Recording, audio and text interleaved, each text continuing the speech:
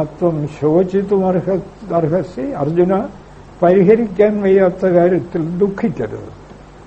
ദുഃഖം കൃഷ്ണനെ സ്പർശിച്ചിട്ടേ ഇല്ല. ഇത് നമുക്ക് സാധിക്കുമോ? ഞങ്ങൾ കൂടെ പറയാറുണ്ട്, ബ്രഹ്മനിഷ്ഠ വേണമോ? ഒരു വേദാന്തവും പഠിക്കണ്ട, ഇപ്പൊ നിശ്ചയിക്കൂ, ഞാൻ ദുഃഖിക്കില്ല. പലരും മരിച്ചാൽ മരിക്കട്ടെ, അതിനെന്താ, ഞാൻ വേണമെങ്കിൽ ബലിയിടാം, ദുഃഖിക്കണമെന്നുണ്ടോ? ദുഃഖിക്കില്ല. ഭൂകമ്പം വന്നാലോ, ഭൂകമ്പം വന്നാൽ ഞാൻ ദുഃഖിച്ചിട്ടെന്താ? ഭൂകമ്പം മാറി കിട്ടുമോ? ദുഃഖിക്കില്ല ഞാൻ. ഭൂകമ്പമല്ല, ആരും മരിക്കുകയോ ആർക്ക് സൂക്കേടോ ചെയ്യാവുന്നത് പരമാവധി ചെയ്യാം. അപരിഹാര്യമായ ഒരു പോയിന്റ് വന്നാൽ ഇനി എനിക്കൊന്നും ചെയ്യാനില്ല, സന്തോഷം. അദ്ദേഹം മരിച്ചു പോകില്ല.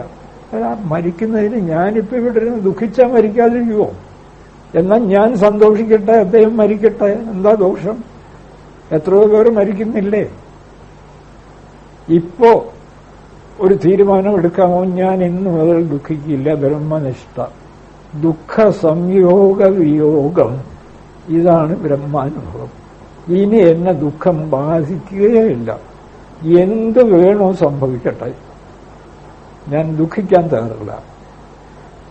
വേണമെങ്കിൽ ചെയ്യേണ്ടതൊക്കെ ചെയ്യാം. ദുഃഖിച്ചോണ്ടല്ല, അങ്ങേയറ്റം സുഖിച്ചോണ്ട്. ഇത് ഉറപ്പിക്കാമോ?